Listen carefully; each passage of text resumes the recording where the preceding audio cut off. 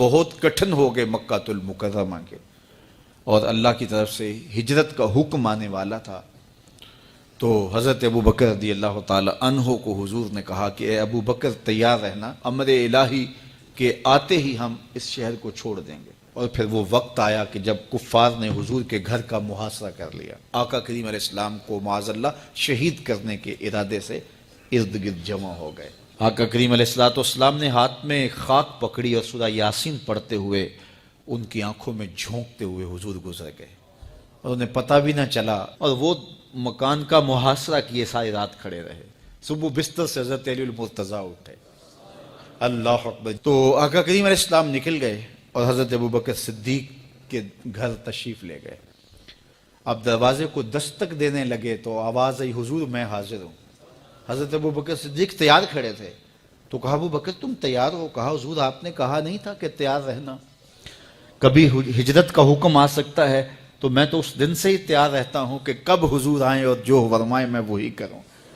اور پھر وہاں سے لے کے حضور کو وہاں تک گئے، اور جبل سور کی چوٹی پر وہ غار ہے، اللہ اکبر، اس غار میں جانے سے قبل حضور کو باہر بیٹھنے کا کہا۔ عرض کی حضور ذرا میں غار کے اندر کے ماحول کا جائزہ لے لوں۔ غار کے اندر اترے، پہلے اس کو صاف کیا غار کو، پھر دیکھا جگہ جگہ سوراخ تھے، تو اپنا امامہ پھاڑ کے قمیض اتار کے اس کے ٹکڑے کر کے ان سوراخوں میں کپڑا دے دیا۔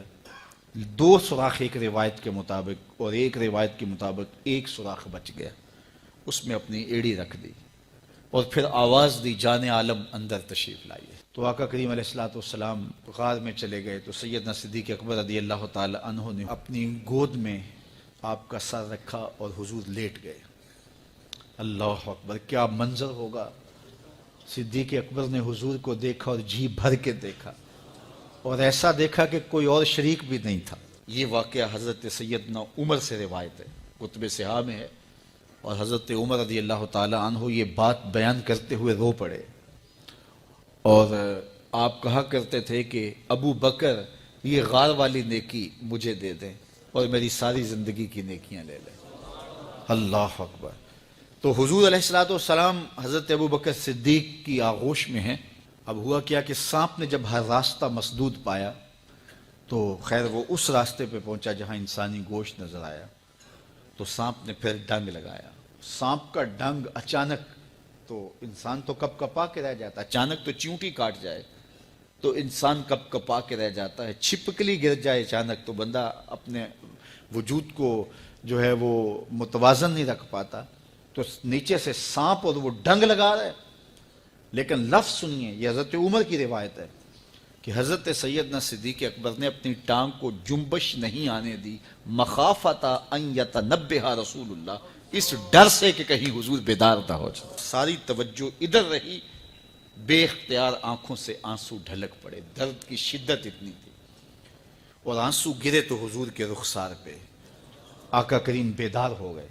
بیدار ہوتے ہی میرے حضور نے کہا مالک یا ابا بکر، ابو بکر کیا ہوا؟ تو یہ ہوتی ہے ہنگامی صورتحال۔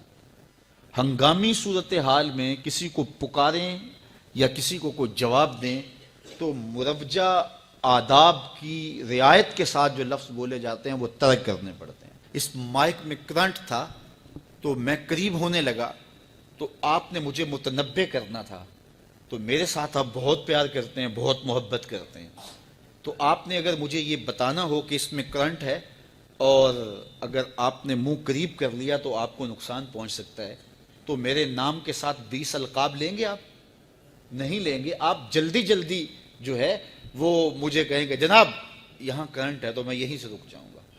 یہ تو ہے کہ آپ میرے لیے کر رہے ہیں، اور اپنے لیے کسی کو پکاریں تو پھر بھی یہی بات ہے۔ اللہ اکبر۔ اب حضور نے جب کہا نا مالک یا ابا بکر، ابو بکر کیا ہوا، تو اب ہنگامی صورتحال تھی نا، تو فوراً کہتے لدغت، ڈسا گیا، مجھے سانپ نے ڈس لیا، فوراً یہ کہتے نا۔ لیکن حضرت ابو بکر تیری محبت پہ قربان، کائنات میں آپ نے ایسا عاشق نہیں دیکھا ہوگا، سانپ ڈنگ پہ ڈنگ لگا رہا ہے اور ٹانگ شل ہو گئی ہے، زہر سرایت کر گیا ہے۔ حضرت ابو بکر نے جواب دیا لدغت فداک امی و ابی یا رسول اللہ، حضور میری ماں بھی آپ کے قدموں پہ قربان، میرا باپ بھی آپ کی راہوں پہ نچھاور، مجھے سانپ نے ڈس لیا ہے۔ تو اس مشکل وقت کے اندر بھی ادب کا کرینہ نہیں چھوڑا۔ جب معراج کا واقعہ ہوا